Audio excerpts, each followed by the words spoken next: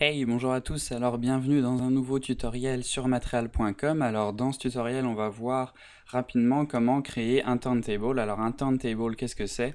C'est tout simplement une animation comme celle-ci qui vous permet de présenter une modélisation que vous avez faite sous tous les angles. Donc vous voyez que notre objet tourne à 360 degrés. Donc ce qui est intéressant aussi, c'est de voir que la vidéo boucle, donc on peut la faire durer autant de temps qu'on veut. Et ça vous permet donc d'apprécier l'objet sous tous les angles et de voir vraiment l'intégralité de la modélisation. Alors il y a deux manières de faire un turntable qui donnent chacun un résultat différent. Donc le premier résultat en fait que ça va nous donner, c'est un résultat où la lumière ne va pas bouger. Donc là on va se mettre avec cette caméra-ci. Et donc là vous voyez qu'on a une caméra en vue de face et c'est notre objet en fait qui va bouger. Donc il va faire un tour de 360 degrés. Donc là vous voyez que notre lumière ne va pas du tout bouger, que c'est juste l'objet qui va bouger. Donc on va pouvoir éclairer l'objet, donc les différentes parties de l'objet, à partir de la même source de lumière. Par contre, si on vient se mettre ici avec cette autre caméra, ici c'est la caméra qui va bouger, et donc là vous voyez que la lumière se déplace. Donc le problème avec cette deuxième méthode, c'est que si par exemple notre lumière est placée derrière notre objet et qu'on n'a pas placé des lumières partout pour éclairer notre objet intégralement, vous voyez qu'on va avoir une face complètement sombre ici. A l'inverse, on va avoir une face vraiment éclairée, donc si on continue et qu'on vient ici, on va avoir la lumière qui éclaire parfaitement l'avant de notre objet. Donc moi personnellement je préfère la première méthode, donc avec cette caméra ici qui est en vue de face, puisque comme ceci on n'aura pas de problème d'éclairage. Alors on va voir la première méthode avec l'objet qui bouge à 360 degrés. Donc pour ça on va déjà replacer notre objet au centre de la vue 3D. Donc là je vais sélectionner mes deux objets, je vais faire Shift S Cursor to Center, donc ça va replacer mon curseur 3D au centre de ma vue 3D, et je vais faire encore une fois Shift S Selection to Cursor, et là vous voyez que ça replace ma sélection là où est mon curseur, donc au centre de ma vue 3D. Alors pour pas s'embêter à devoir paramétrer plusieurs keyframes sur plusieurs objets différents, la méthode que j'utilise personnellement, c'est de sélectionner tous mes objets et de les lier, donc en appuyant sur CTRL J. Donc comme ça, tous mes objets sont liés, je n'ai plus qu'un objet, donc vous inquiétez pas, si vous avez des matériaux différents sur chaque objet, ça conserve les matériaux, donc normalement j'ai jamais eu de problème avec ça, j'ai pas eu de matériaux qui s'en allaient ou quoi que ce soit. Donc ça permet d'avoir voilà, un objet unique, donc on n'aura qu'un objet à animer et non pas plusieurs, puisque les groupes ne marchent pas très bien dans Blender encore, donc ce serait un petit peu compliqué de réunir tous les objets sous un seul groupe et d'animer le groupe. Donc personnellement je préfère lier tous les objets, donc n'oubliez pas de sauvegarder votre scène avant pour pas vous retrouver avec 50 objets qui ne sont plus qu'un. Donc là je vais venir créer une nouvelle fenêtre et afficher ma timeline en bas ici. Et donc là on va faire un petit calcul rapide déjà pour voir le nombre de frames qu'on veut avoir.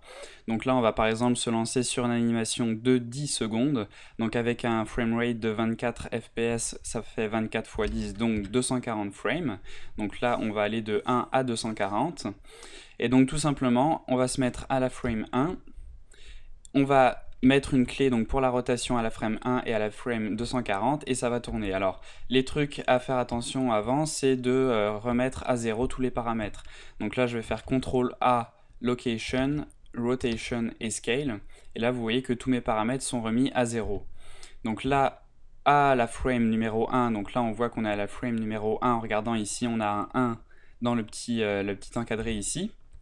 Donc je vais cliquer, faire un clic droit ici et faire Insert Keyframe. Donc là, j'ai inséré une keyframe sur mes données de rotation et je vais aller à la frame 240 et je vais faire une rotation donc sur l'axe des Z, voilà, de 360 degrés.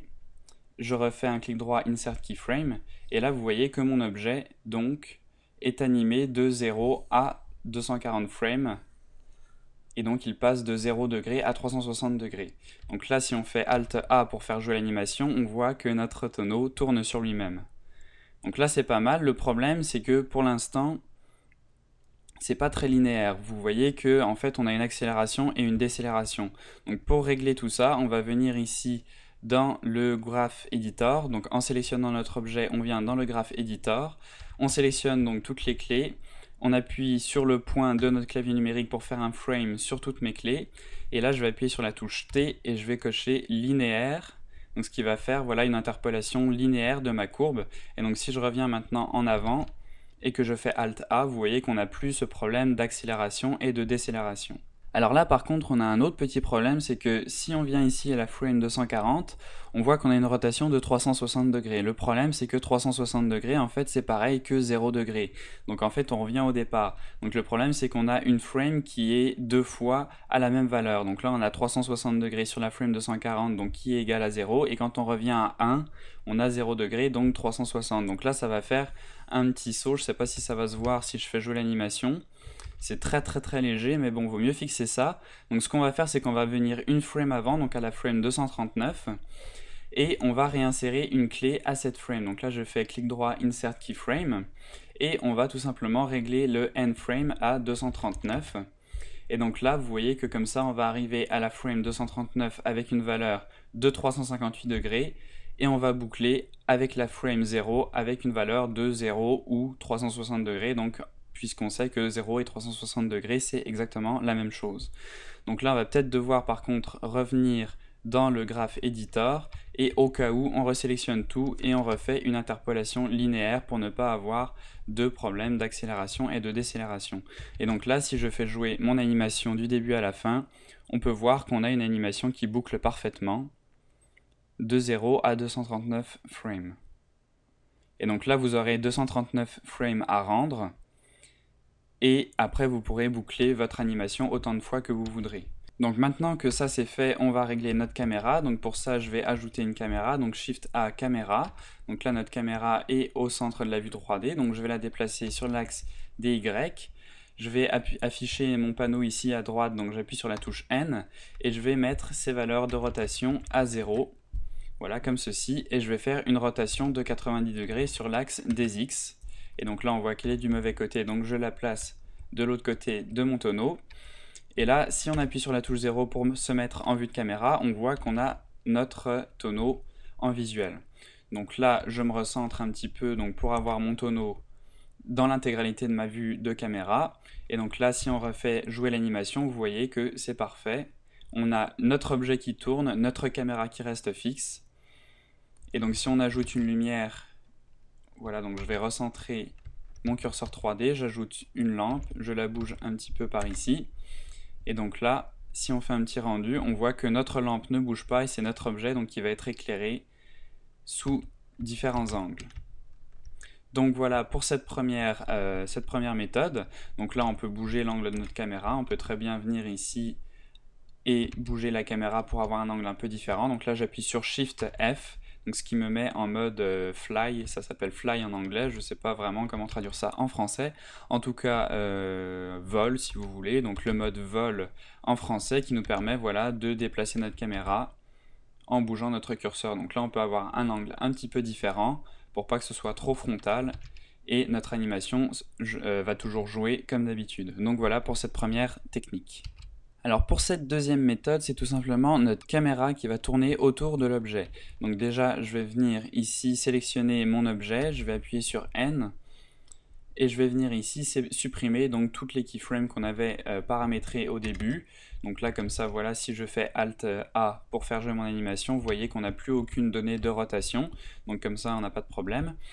Et ensuite, donc maintenant, je vais créer ici dans Curve un cercle.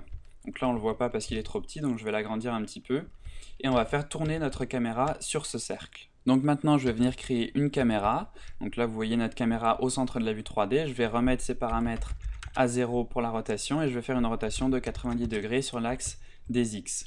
Donc là on n'a pas besoin de bouger notre caméra pour l'instant. On va juste venir ici dans l'onglet Add Object Constraint et on va ajouter un Follow Path. Et dans notre target ici, on va sélectionner Bezier Circle.